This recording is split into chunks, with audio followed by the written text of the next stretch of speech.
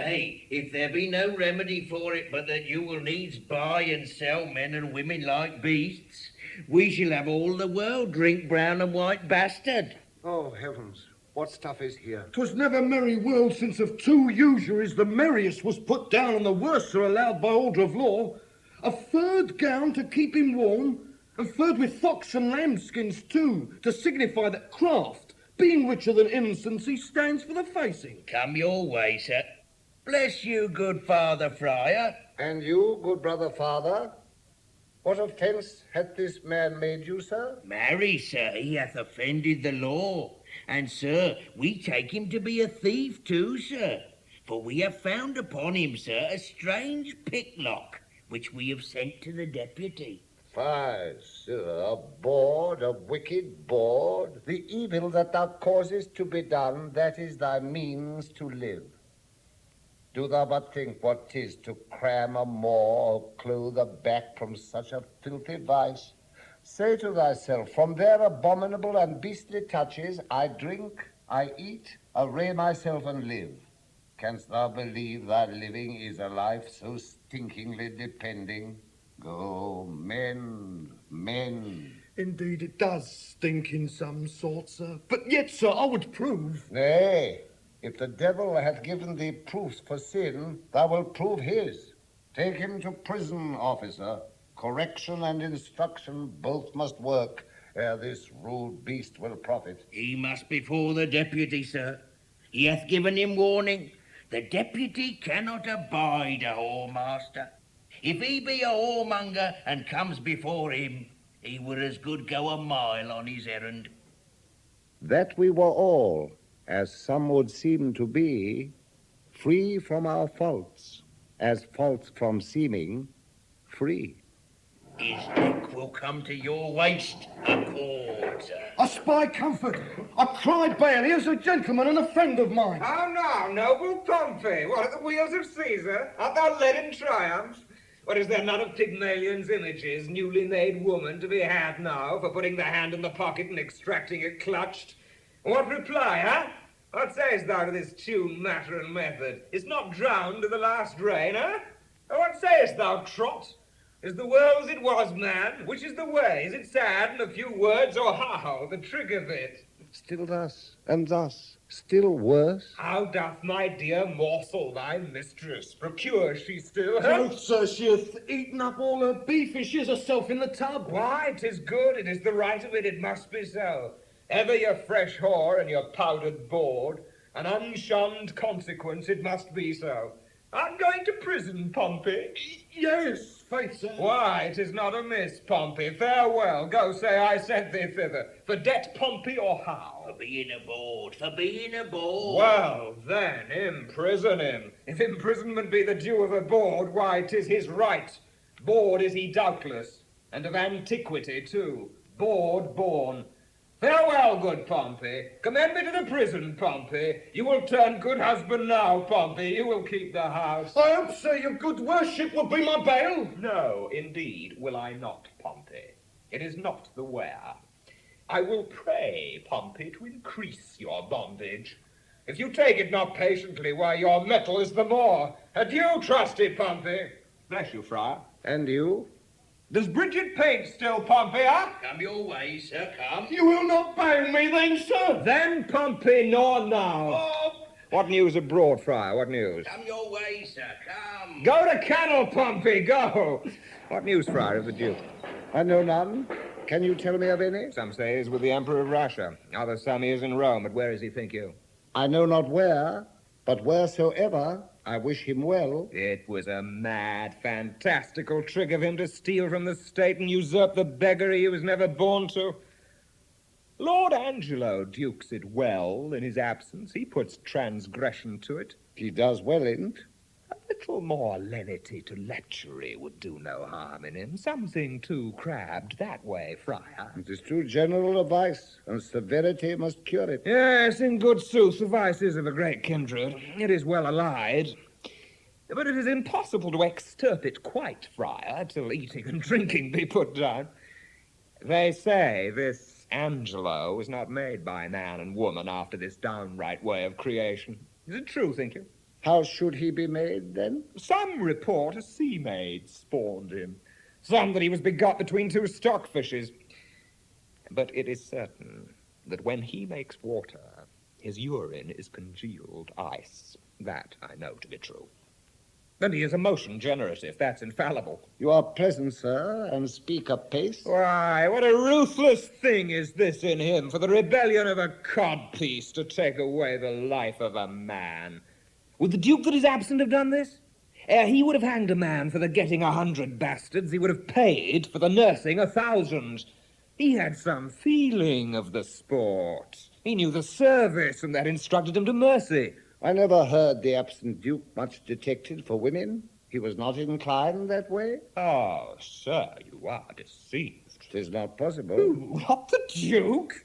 Yes, you beggar of 50.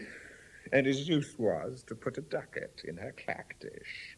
The Duke had crotchets in him. He would be drunk, too, that let me inform you. You do him wrong, surely. Sir, I was an inward of his. A shy fellow was the Duke, and I believe I know the cause of his withdrawing. What, I prithee, might be the cause? No, pardon. 'Tis a secret, must be locked within the teeth and the lips. But this I can let you understand. The greater file of the subject held the Duke to be wise. Wise? Why, no question but he was. A very superficial, ignorant, unweighing fellow. Either this is envy in you, folly, or mistaking. The very stream of his life, the business he hath helmed, must, upon a warranted need, give him a better proclamation. Let him be but testimonied in his own bringings forth. He shall appear to the envious a scholar, a statesman, and a soldier. Therefore, you speak unskilfully, or, if your knowledge be more, it is much darkened in your malice. I know him, and I love him. Love talks with better knowledge, and knowledge with dearer love. Come, sir, I know what I know. I can hardly believe that, since you know not what you speak. But if ever the Duke return, as our prayers are he may, let me desire you to make your answer before him. If it be honest you have spoke, you have courage to maintain it.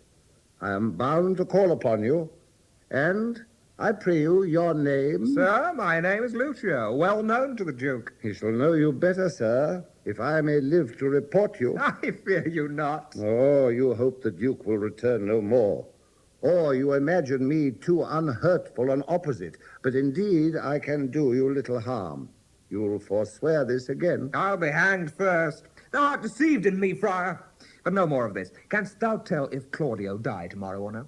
Why should he die, sir? Why? For filling a bottle with a tundish.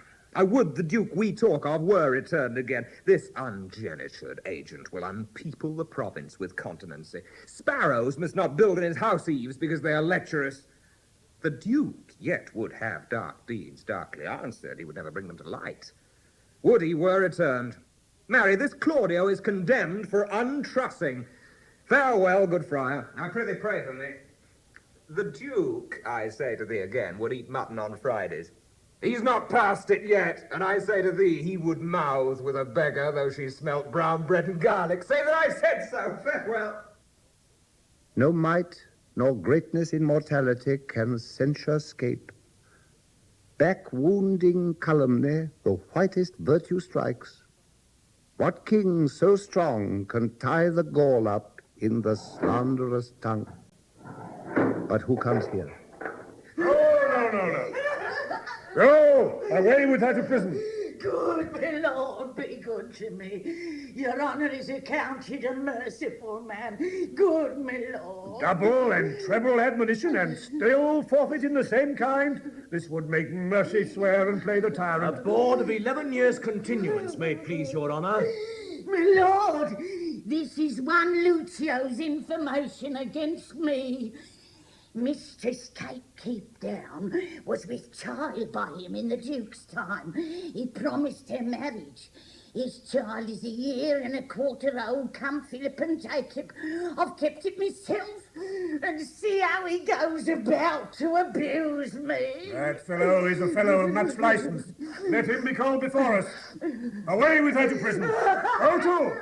No more words. Provost, my brother Angelo will not be altered. Claudio must die tomorrow. Let him be furnished with divines and have all charitable preparation. If my brother wrought by my pity, it should not be so with him. So please you, this friar hath been with him, and advised him for the entertainment of death. Good even, good father. Grace and goodness on you. Of whence are you? Not of this country, though my chance is now to use it for my time. I am a brother of gracious order, come late from the sea, in special business from his holiness. What news abroad in the world? None, but there's so great a fever on goodness that the dissolution of it must cure it. Novelty is only in request. It is as dangerous to be aged in any kind of course as it is virtuous to be constant in any undertaking. Scarce truth enough alive to make society secure, but security enough to make fellowship accursed. Much upon this riddle runs the wisdom of the world. This news is old enough, yet it's every day's news. I pray you, sir, of what disposition was the Duke? One that above all other strifes contended especially to know himself. What pleasures was he given to? Rather rejoicing to see another merry than merry at anything which professed to make him rejoice. A gentleman of all temperance. But leave we him to his events, with a prayer they may prove prosperous. And let me desire to know how you find Claudio prepared. I am made to understand you have lent him visitation. He professes to have received no sinister measure from his judge, but most willingly humbles himself to the determination of justice. Yet had he framed to himself, by the instruction of his frailty, many deceiving promises of life, which I, by my good leisure, have discredited to him, and now he's resolved to die. You have paid the heavens your function, and the prisoner the very debt of your calling. I have labored for the poor gentleman to the extremest shore of my modesty, but my brother justice have I found so severe that he hath forced me to tell him he is indeed justice. If his own life answer the straightness of his proceedings, it shall become him well, wherein if he chance to fail, he hath sentenced himself. I am going to visit the prisoner. Fare you well. Peace be with you. He who the sword of heaven will bear should be as holy as severe, pattern in himself to know, grace to stand and virtue go, more nor less to others paying than by self-offences weighing. Shame on him whose cruel striking kills for faults of his own liking. Twice treble shame on Angelo to weed my vice and let his grow.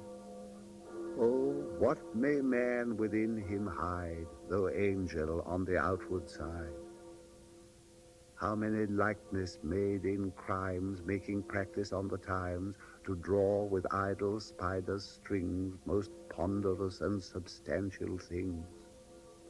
Craft against vice I must apply. With Angelo tonight shall lie his old betrothed but despised. So disguise shall, by the disguised, pay with falsehood false exacting, and perform an old contracting.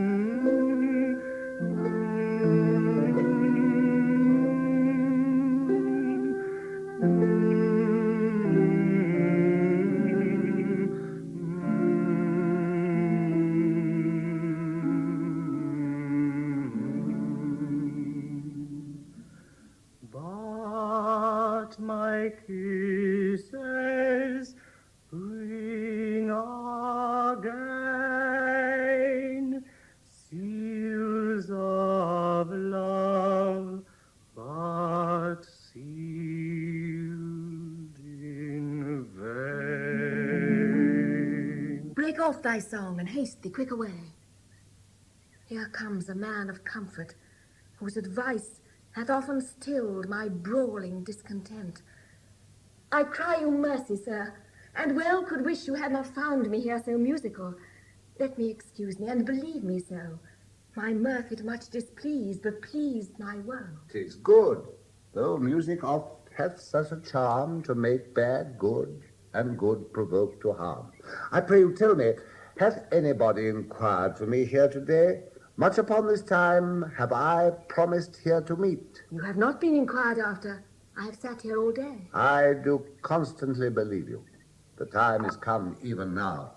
I shall crave your forbearance a little. Maybe I'll call upon you anon for some advantage to yourself. I am always bound to you.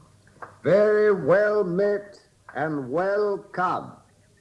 What is the news from this good deputy? He hath a garden circummured with brick, whose western side is with a vineyard backed, and to that vineyard is a planched gate that makes his opening with this bigger key. This other doth command a little door, which from the vineyard to the garden leads. There have I made my promise upon the heavy middle of the night to call upon him. But shall you on your knowledge find this way? I have ta'en a due and wary note upon it.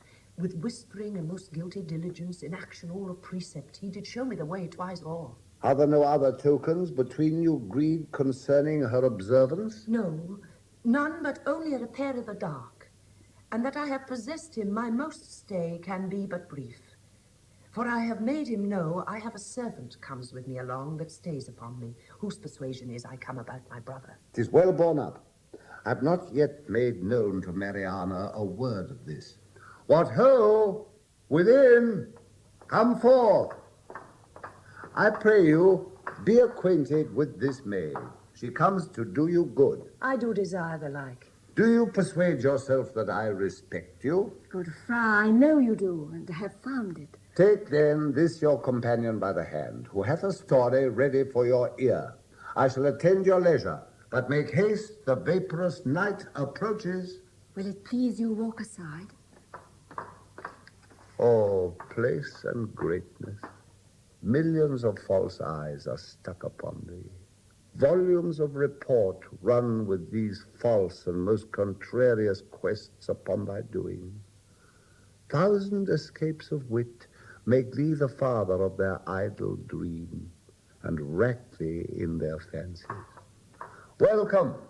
How agreed? She'll take the enterprise upon her, father, if you advise it. It is not my consent, but my entreaty too. Little have you to say when you depart from him, but soft and low, remember now, my brother. Fear me not. No, gentle daughter, fear you not at all. He is your husband on a pre-contract.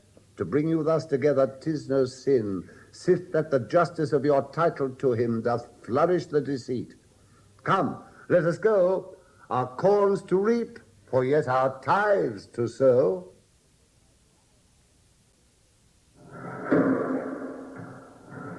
Come hither, sirrah. Can you cut off a man's head? If the man be a bachelor, so I can. But if he be a married man, as his wife said, and I can never cut off a woman's head. Come, sir, leave me your snatches and yield me a direct answer. Tomorrow morning are to die Claudio and Barnardine. Here is in our prison a common executioner who, in his office, lacks a helper. If you will take it on you to assist him, it shall redeem you from your gyves. If not, you shall have your full time of imprisonment and your deliverance with an unpitied whipping. For you have been a notorious bawd. Sir, I have been an unlawful bawd, time out of mind. But yet I would be content to be a lawful hangman. I would be glad to receive some instruction from my fellow partner. What ho! Herr Bolson! Where's Herr Bolson there? Dear call, sir. Sirrah, here's a fellow who'll help you tomorrow in your execution. If you think it meet, compound with him by the year and let him abide here with you. If not, use him for the present and dismiss him. He cannot plead his estimation with you. He has been a bawd. A bawd, sir. Fire upon him. He will discredit our mystery. Go to, sir. You weigh equally. A feather will turn the scale. Pray, sir, by a good favour, for surely, sir, a good favour you have, but that you have a hanging look. Do you call, sir, your occupation a mystery? Aye, sir. a mystery. Painting, sir, I've heard say is a mystery. And you're all, sir, being members of my occupation, using painting to prove my occupation a mystery. But what mystery there should be in hanging, if I should be hanged, I cannot imagine. Sir, it is a mystery. Proof. Every true man's apparel fits your thief. If it be too little for your thief, your true man thinks it big enough. If it be too big for your thief thief thinks it little enough. Ah! So every true man's apparel fits your thief. Are you agreed? Sir, I will serve him. For I do find your hangman is a more penitent trade than your board. He doth oftener ask forgiveness. Are you, sirrah? Provide your block and your axe tomorrow, 4 o'clock. Come on board. I will instruct thee in my trade. Follow. I do desire to learn, sir. And I hope if you have occasion to use me for your own turn, you shall find me here. For truly, sir, for your kindness, I owe you a good turn. Call hither Barnardine and Claudio. The one has my pity, not a jot the other, being a murderer, though he were my brother. Look, here's the warrant, Claudio, for thy death. It is now dead midnight. By 8 tomorrow, thou must be made immortal. Where's Barnardine? As fast locked up in sleep as guiltless labor when it lies starkly in the traveller's bones. He will not wake. Who can do good on him? Well, go. Prepare yourself. But hark! What noise? Heaven give your spirits comfort. By and by. I hope it is some pardon or reprieve for the most gentle Claudio. Welcome, Father. The best and wholesomest spirits of the night envelop you, good provost.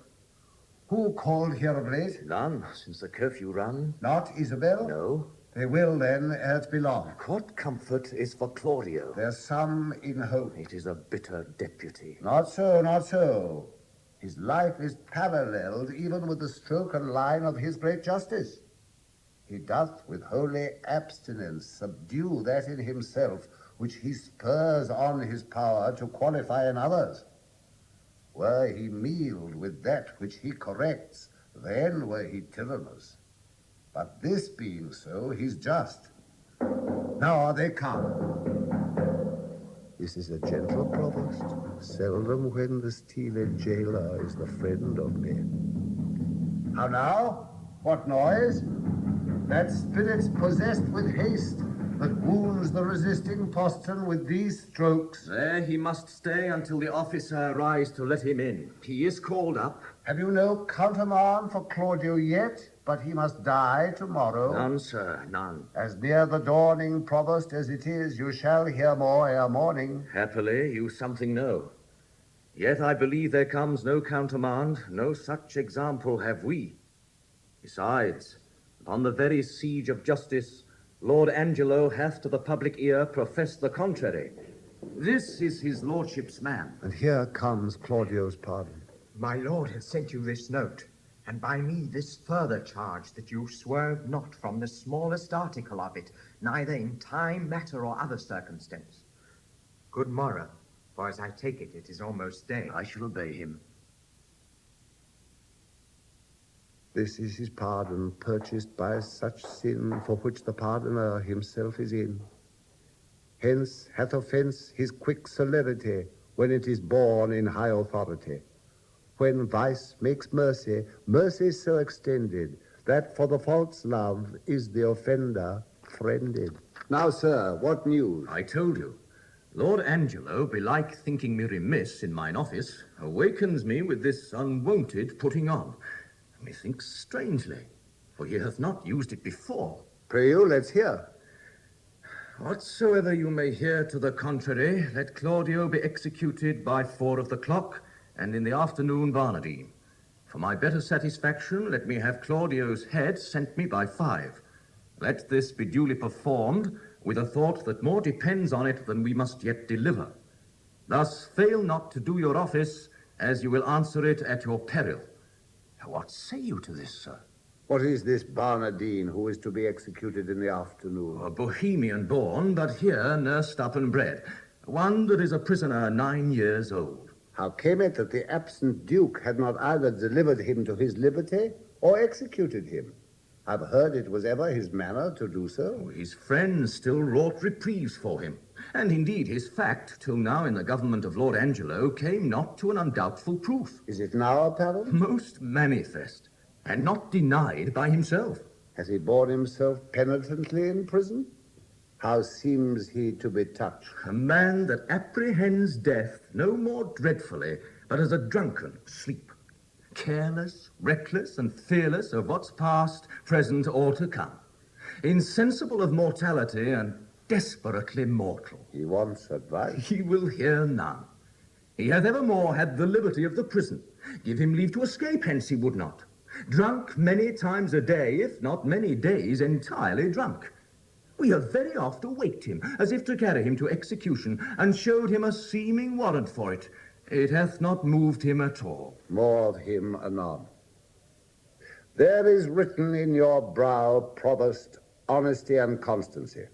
If I read not truly, my ancient skill beguiles me. But in the boldness of my cunning, I will lay myself in hazard. Claudio, whom here you have warrant to execute, is in no greater forfeit to the law than Angelo, who hath sentenced him. To make you understand this in a manifested effect, I do crave but 4 days' respite, for the which you are to do me both a present and a dangerous courtesy. Pray, sir, in what? In the delaying death. Alack, how may I do it? Having the hour limited, an express command, under penalty, to deliver his head in the view of Angelo. I may make my case as Claudio's, to cross this in the smallest. By the vow of mine order, I warrant you, if my instructions may be your guide. Let this Barnardine be this morning executed, and his head borne to Angelo. Angelo hath seen them both, and will discover the favor. Oh, death's a great disguiser, and you may add to it. Shave the head and tie the beard, and say it was the desire of the penitent to be so bared before his death. You know, the course is common. If anything fall to you upon this more than thanks and good fortune, by the saint whom I profess, I will plead against it with my life. Pardon me, good father. It is against my oath. Were you sworn to the Duke or to the deputy? To him and to his substitutes. You will think you have made no offense if the Duke avouch the justice of your dealing? What likelihood is in that? Not a resemblance, but a certainty. Yet, since I see you fearful that neither my coat, integrity, nor persuasion can with ease attempt you, I will go further than I meant, to pluck all fears out of you. Look you, sir, here is the hand and seal of the Duke. You know the character, I doubt not, and the signet is not strange to you. I know them both. The contents of this is the return of the Duke. You shall anon, or read it at your pleasure, where you shall find, within these 2 days he will be here. This is a thing that Angelo knows not, for he this very day receives letters of strange tenor, perchance of the Duke's death, perchance entering into some monastery, but by chance nothing of what is writ. Look, the unfolding star calls up the shepherd. Put not yourself into amazement how these things should be. All difficulties are but easy when they are known. Call your executioner, and off with Barnardine's head. I will give him a present shrift and advise him for a better place. You are amazed, but this shall absolutely resolve you. Come, away. It is almost clear dawn.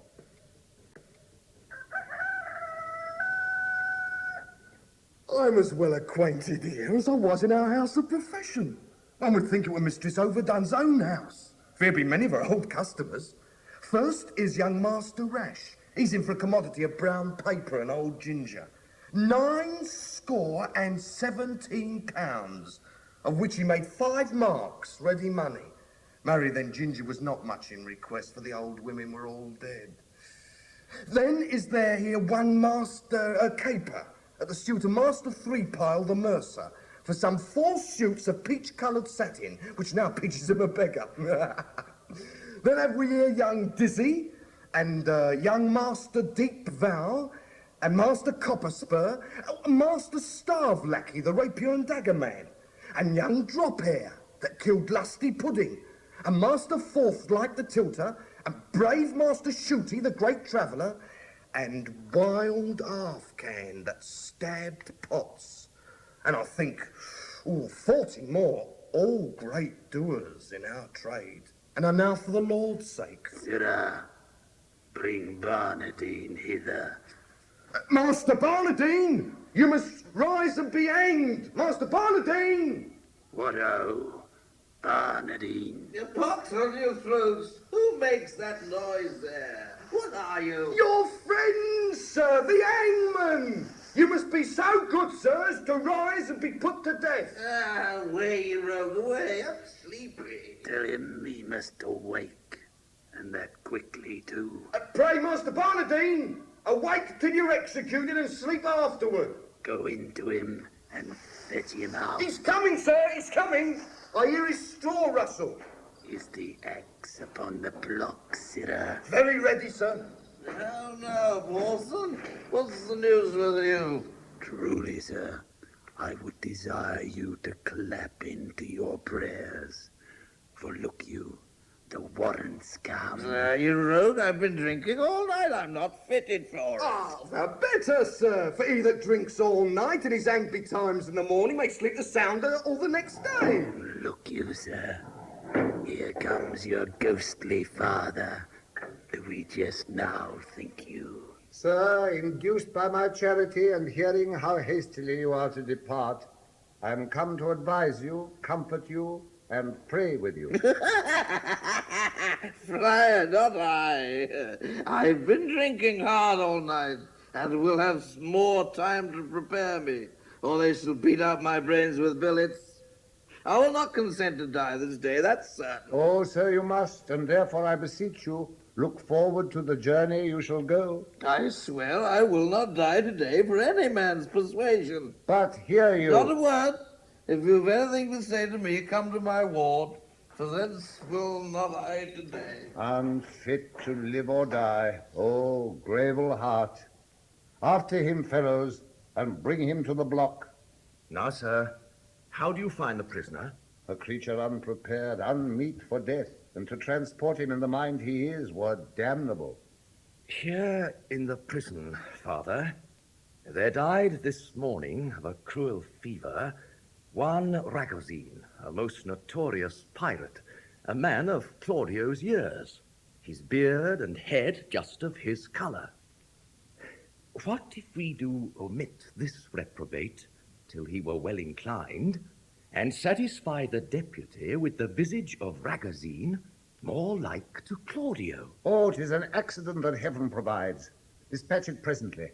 The hour draws on, prefixed by Angelo.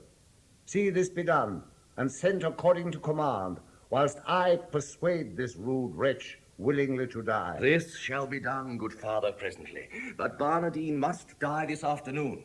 And how shall we continue, Claudio, to save me from the danger that might come if he were known alive? Let this be done. Put them in secret holes, both Barnardine and Claudio. Ere twice the sun hath made his journal greeting to the under generation, you shall find your safety manifested. I am your free dependent. Quick, dispatch and send the head to Angelo. Now will I write letters to Angelo, the provost he shall bear them, whose contents shall witness to him I am near at home, and that by great injunctions I am bound to enter publicly. Him I'll desire to meet me at the consecrated font a league below the city, and from thence, by cold gradation and well-balanced form, we shall proceed with Angelo. Here is the head. I'll carry it myself. Convenient is't.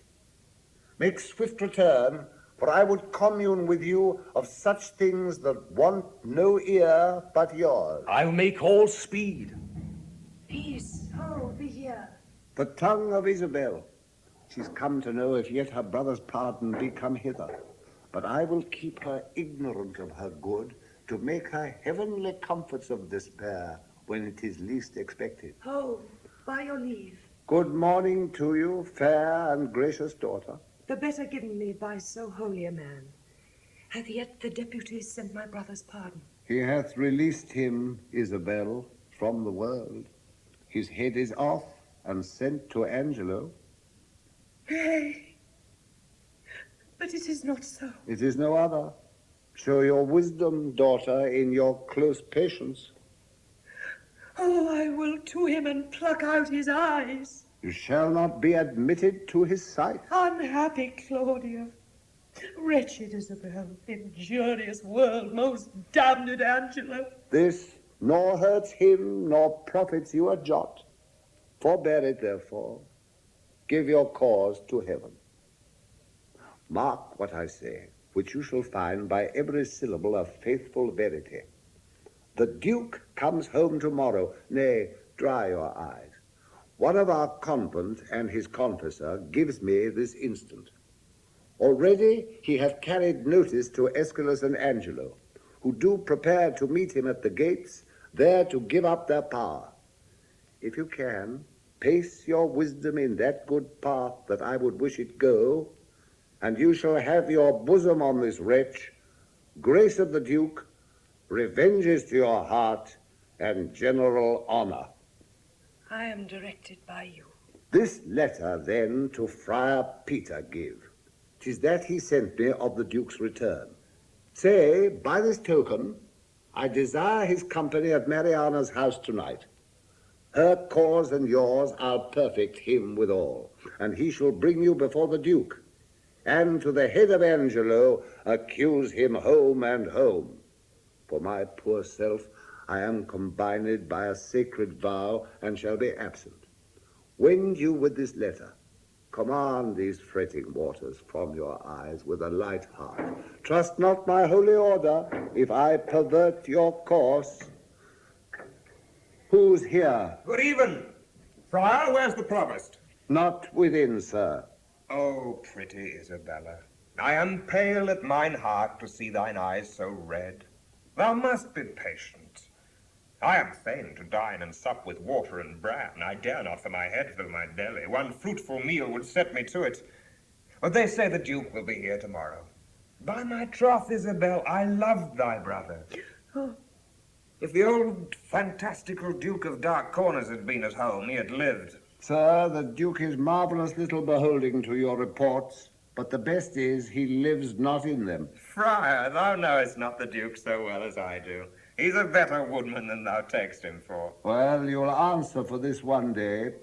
Fare ye well. Nay, tarry, I'll go along with thee. I can tell thee pretty tales of the Duke. You have told me too many of him already, sir, if they be true.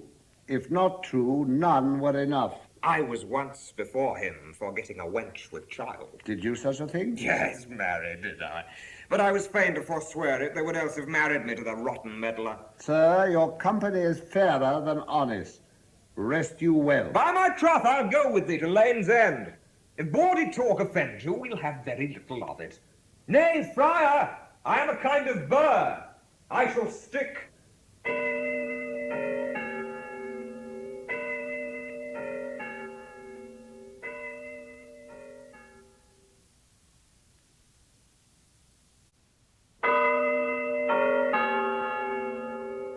Every letter he hath writ hath disvouched other. In most uneven and distracted manner. His actions show much like to madness. Pray heaven his wisdom be not tainted. And why meet him at the gates and redeliver our authorities there? I guess not. And why should we proclaim it in an hour before his entering, that if any crave redress of injustice, they should exhibit their petitions in the street? He shows his reason for that.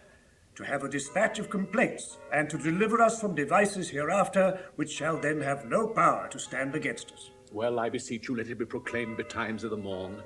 I'll call you at your house. Give notice to such men of sort and suit as are to meet him. I shall, sir. Very well. Good night. This deed unshapes me quite, makes me unpregnant and dull to all proceedings. A deflowered maid, and by an eminent body that enforced the law against it, but that her tender shame will not proclaim against her maiden loss. How might she tongue me? Yet reason dares her no, for my authority bears so credent bulk that no particular scandal once can touch, but it confounds the breather. He should have lived, save that his riotous youth with dangerous sense might in the times to come have ta'en revenge by so receiving a dishonored life with ransom of such shame. Would yet he had lived. Alack, when once our grace we have forgot, nothing goes right. We would, and we would not.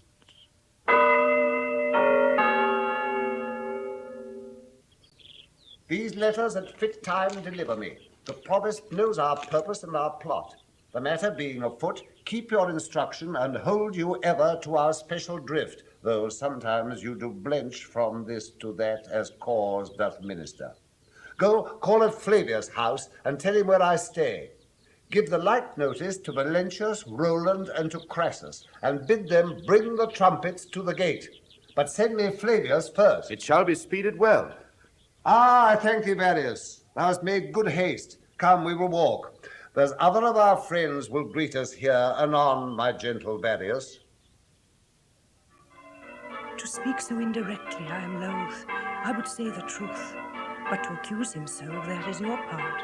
Yet I am advised to do it, he says, to veil full purpose. Be ruled by him. Besides, he tells me that if peradventure he speak against me on the adverse side, I should not think it strange, for 'tis a physic that's bitter to sweet end. I would Friar Peter were Oh, come. peace, the friar is come. Come, I have found you out to stand most fit, where you may have such vantage on the Duke he shall not pass you. Twice have the trumpets sounded, the generous and gravest citizens have hent the gates, and very near upon the Duke is entering. Therefore hence, away!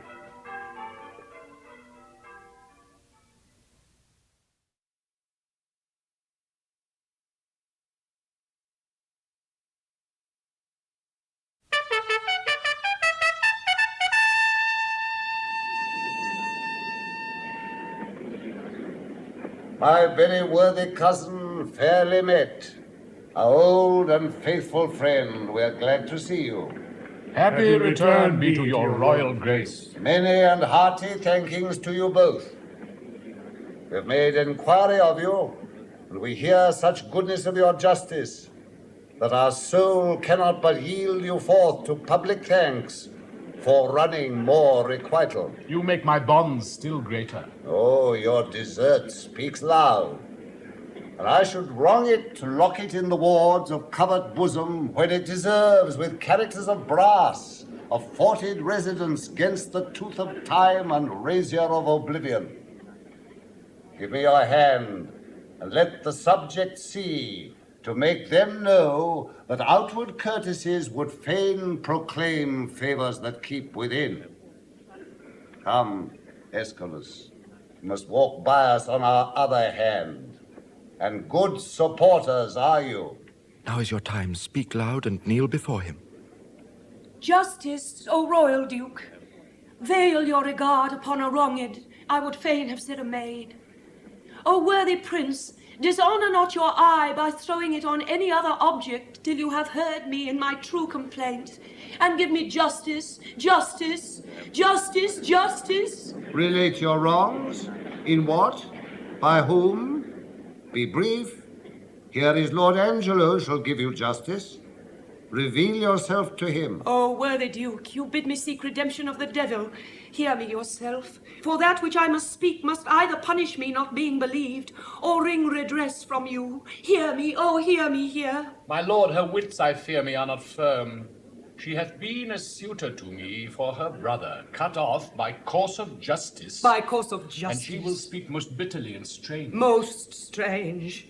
But yet most truly will I speak that Angelo's forsworn. Is it not strange? That Angelo's a murderer. Is not strange? That Angelo is an adulterous thief, a hypocrite, a virgin violator. Is it not strange and strange? Nay, it is 10 times strange. It is not truer he is Angelo than this is all as true as it is strange. Nay, it is 10 times true, for truth is truth to the end of reckoning. Away with her. Poor soul, she speaks this in the infirmity of sense. O Prince, I conjure thee, as thou believest there is another comfort than this world, that thou neglect me not with that opinion that I am touched with madness. Make not impossible that which but seems unlike. 'Tis not impossible, but one the wicked caitiff on the ground may seem as shy, as grave, as just, as absolute as Angelo. Even so may Angelo, in all his dressings, characters, titles, forms, be an arch-villain. Believe it, royal prince, if he be less, he's nothing, but he's more, had I more name for badness. By mine honesty, if she be mad, as I believe no other, her madness hath the oddest frame of sense, such a dependency of thing on thing, as e'er I heard in madness. O gracious Duke, harp not on that, nor do not banish reason for inequality, but let your reason serve to make the truth appear where it seems hid, and hide the false seems true. Many that are not mad have sure more lack of reason. What would you say? I am the sister of one Claudio, condemned upon the act of fornication to lose his head, condemned by Angelo.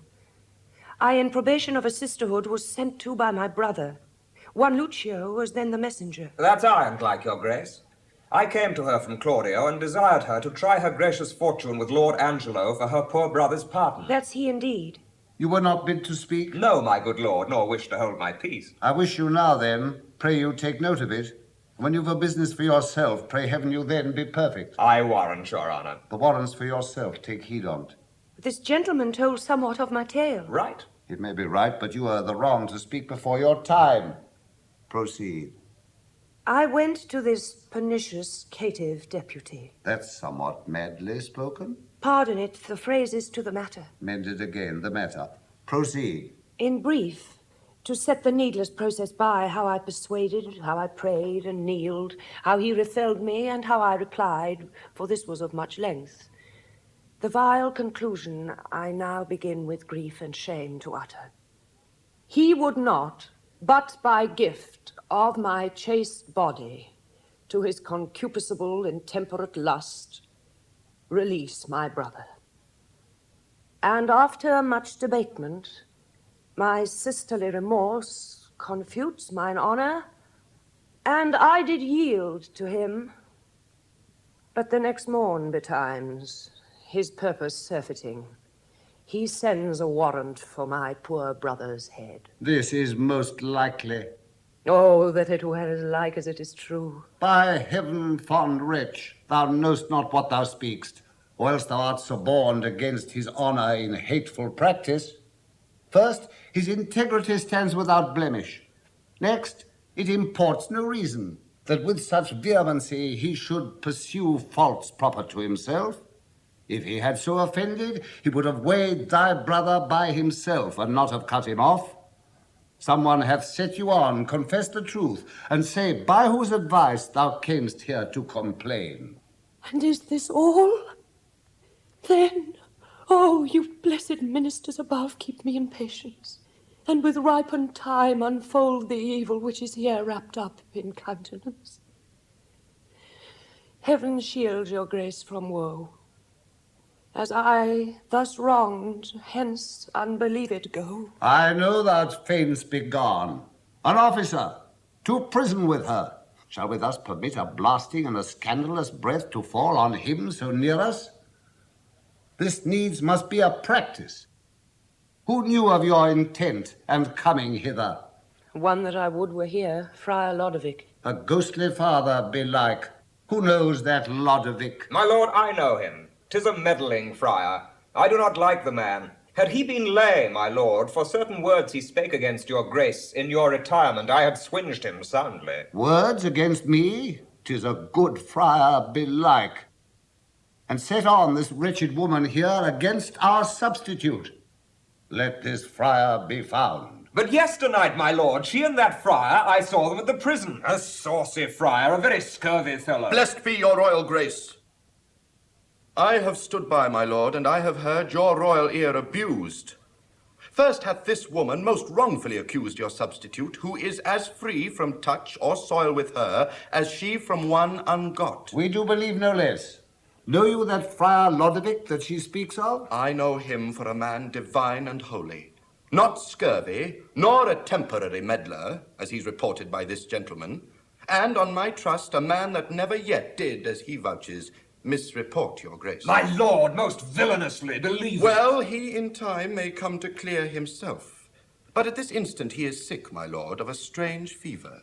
Upon his mere request, being come to knowledge that there was complaint intended against Lord Angelo, came I hither to speak as from his mouth what he doth know is true and false, and what he with his oath and all probation will make up full clear whensoever he's convented. First, for this woman. To justify this worthy nobleman so vulgarly and personally accused, her shall you hear disprove it to her eyes, till she herself confess it. Good friar, let's hear it. Do you not smile at this, Lord Angelo? Oh, heaven, the vanity of wretched fools. Give us some seats. Come, cousin Angelo, in this I'll be impartial. Be you judge of your own cause. Is this the witness, friar? First, let her show her face, and after speak. Pardon, my lord, I will not show my face until my husband bid me. What, are you married? No, my lord. Are you a maid? No, my lord. A widow, then? Neither, my lord. Why, you are nothing, then. Neither maid, widow, nor wife? My lord, she may be a punk, for many of them are neither maid, widow, nor wife. Silence that fellow. I would he had some cause to prattle for himself. Well, my lord. My lord, I do confess I ne'er was married, and I confess besides I am no maid. I have known my husband, yet my husband knows not that ever he knew me. He was drunk then, my lord. It can be no better. For the benefit of silence, would thou wert so too. Well, my lord. This is no witness for Lord Angelo. Now I come to't, my lord. She that accuses him of fornication, in self-same manner doth accuse my husband, and charges him, my lord, with such a time when I'll depose I had him in mine arms, with all the effects of love.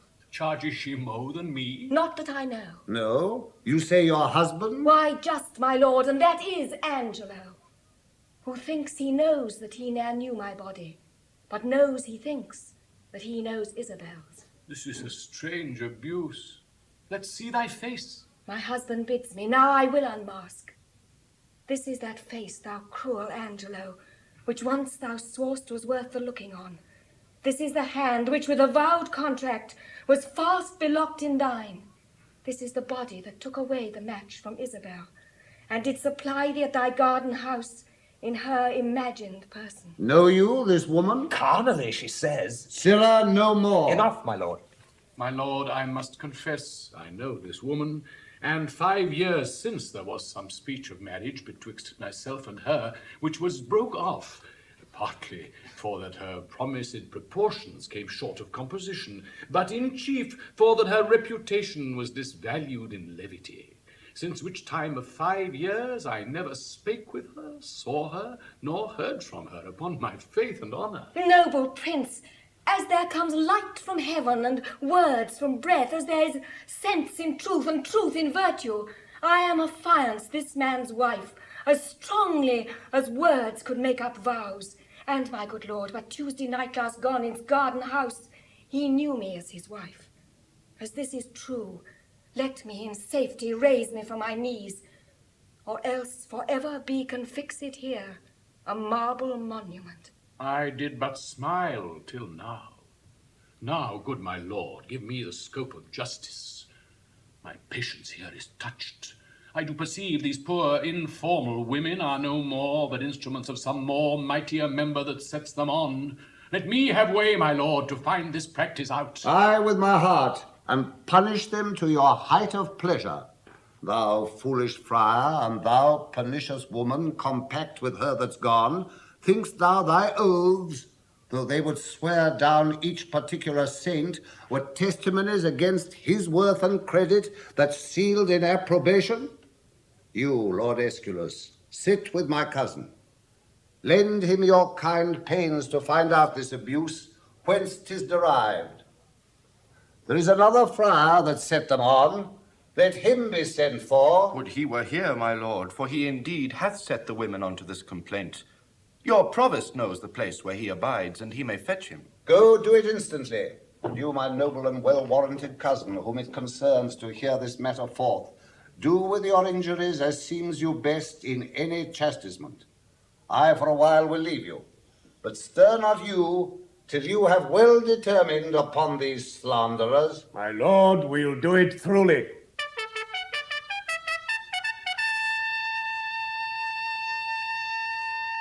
Signor Lucio, did not you say you knew that Friar Lodovick to be a dishonest person? Cucullus non facet monachum, honest in nothing but in his clothes, and one that hath spoke most villainous speeches of the Duke. We shall entreat you to abide here till he come, and enforce them against him.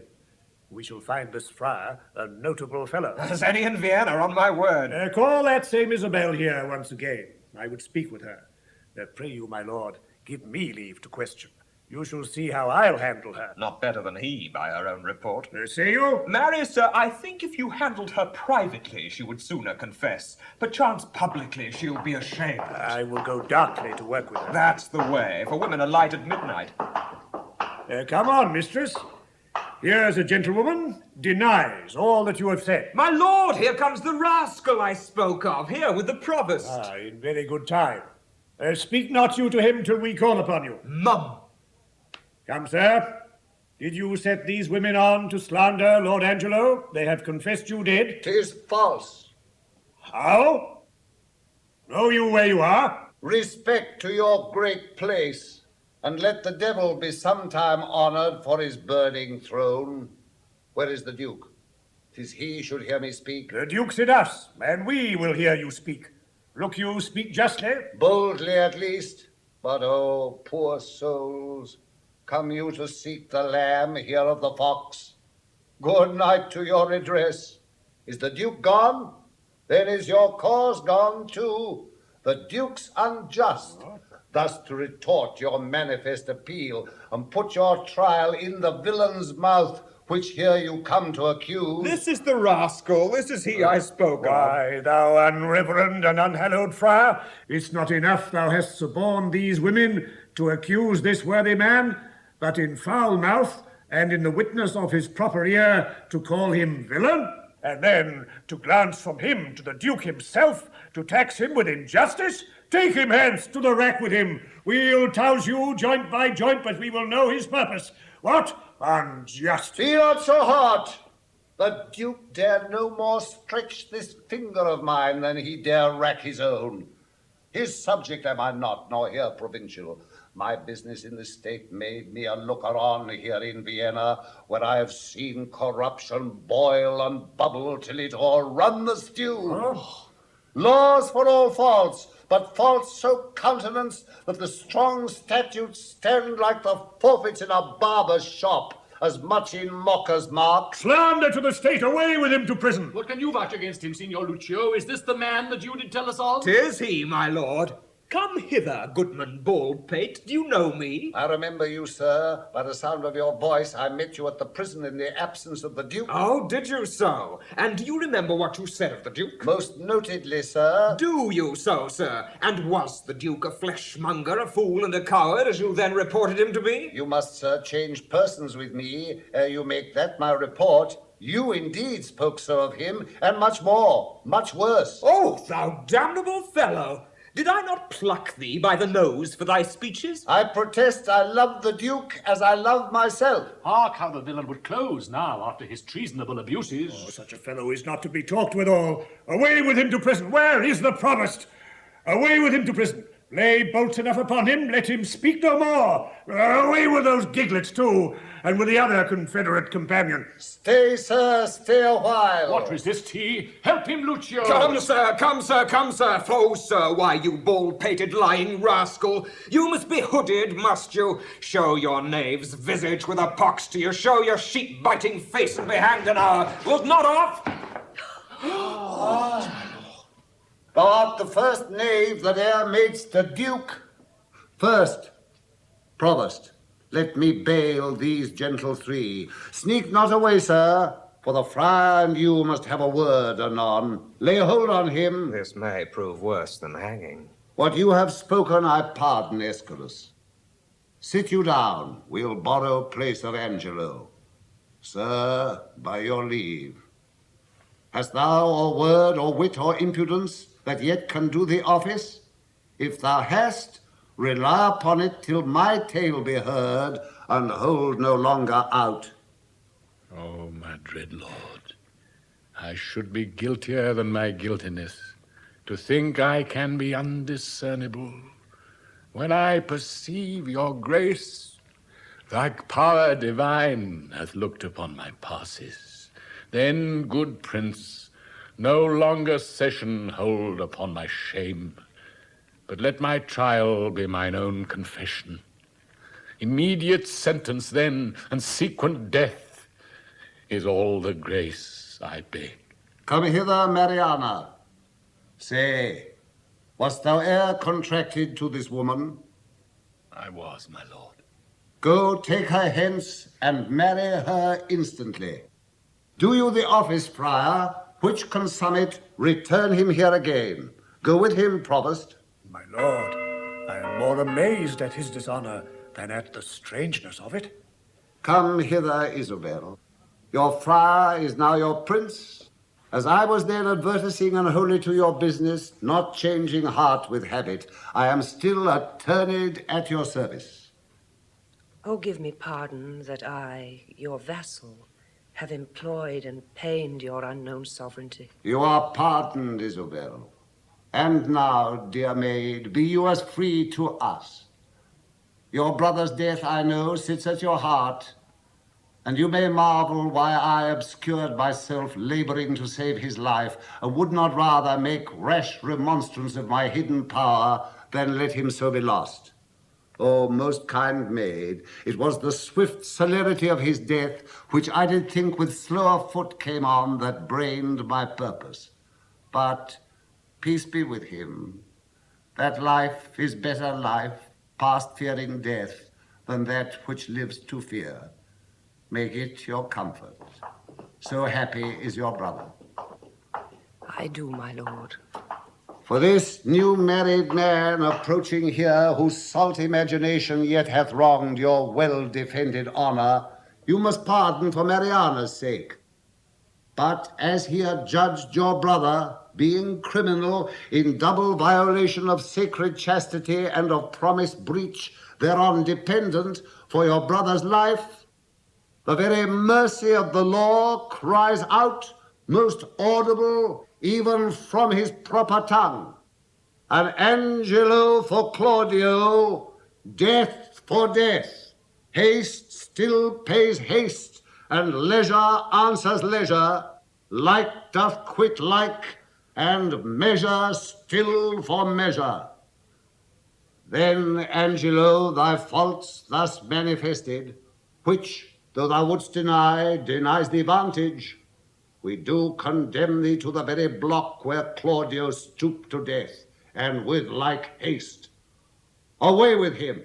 Oh, my most gracious lord, I hope you will not mock me with a husband. It is your husband mocked you with a husband. Consenting to the safeguard of your honor, I thought your marriage fit, else imputation for that he knew you might reproach your life and choke your good to come. For his possessions, although by confiscation they are ours, we do instate and widow you withal to buy you a better husband. Oh, my dear lord, I crave no other, nor no better man. Never crave him. We are definitive. Gentle, my liege. You do but lose your labor. Away with him to death. Now, Lucio, to you. Oh, my good lord, Sweet Isabel, take my part. Lend me your knees, and all my life to come, I'll lend you all my life to do you service. Against all sense you do importune her. Should she kneel down in mercy of this fact, her brother's ghost his paved bed would break and take her hence in horror. Isabel, sweet Isabel, do yet but kneel by me. Hold up your hands. Say nothing. I'll speak all. They say best men are moulded out of faults, and for the most become much more the better for being a little bad. So may my husband. Oh, Isabel, will you not lend a knee? He dies for Claudio's death. Most bounteous sir, look, if it please you, on this man condemned, as if my brother lived. I partly think a due sincerity governed his deeds till he did look on me. Since it is so, let him not die. My brother had but justice in that he did the thing for which he died. For Angelo, his act did not o'ertake his bad intent, and must be buried but as an intent that perished by the way. Thoughts are no subjects, intents but merely thoughts. Merely, my lord. Your suit's unprofitable. Stand up, I say. I have bethought me of another fault. Provost, how came it Claudio was beheaded at an unusual hour? It was commanded so. Had you a special warrant for the deed? No, my good lord, it was by private message. For which I do discharge you of your office. Give up your keys. Pardon me, noble lord. I thought it was a fault, but knew it not. Yet did repent me after more advice, for testimony whereof one in the prison that should by private order else have died, I have reserved alive. What's he? His name is Barnardine. I wouldst thou had done so by Claudio. Go fetch him hither. Let me look upon him. I am sorry one so learned and so wise as you, Lord Angelo, have still appeared, should slip so grossly, both in the heat of blood and lack of tempered judgment afterward. I am sorry that such sorrow I procure, and so deep sticks it in my penitent heart that I crave death more willingly than mercy. 'Tis my deserving, and I do entreat it. Which is that Barnardine? This, my lord.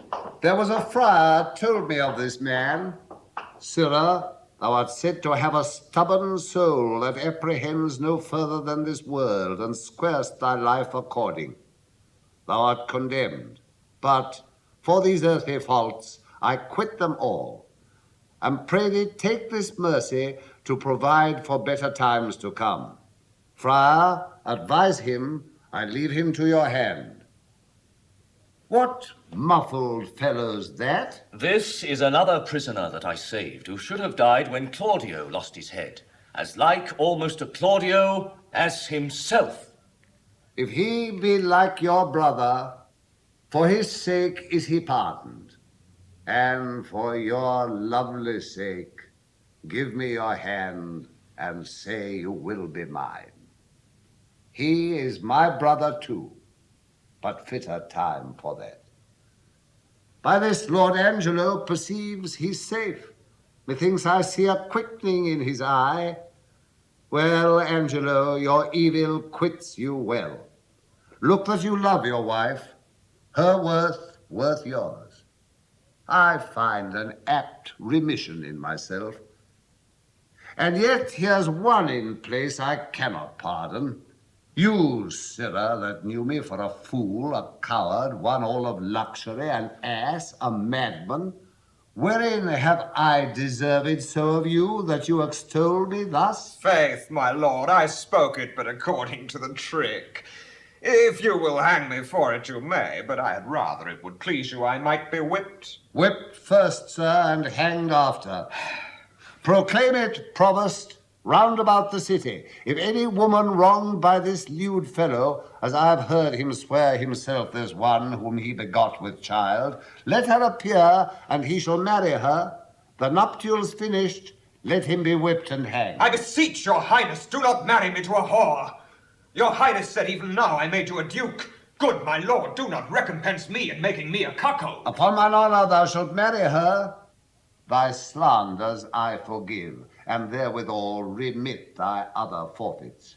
Take him to prison, and see our pleasure therein executed. Marrying a punk, my lord, is pressing to death, whipping and hanging. Slandering a prince deserves it. She, Claudio, that you wronged, look you restore. Joy to you, Mariana. Love her, Angelo. I have confessed her, and I know her virtue. Thanks, good friend Aeschylus, for thy much goodness. There's more behind that is more gratulate. Thanks, Provost, for thy care and secrecy. We shall employ thee in a worthier place. Forgive him, Angelo, that brought you home the head of Ragozine for Claudio's. The offense pardons itself. Dear Isabella, I have a motion much imports your good, whereto, if you'll a willing ear incline, what's mine is yours, and what is yours is mine. So, bring us to our palace, where we'll show what's yet behind, that's meet you all should know.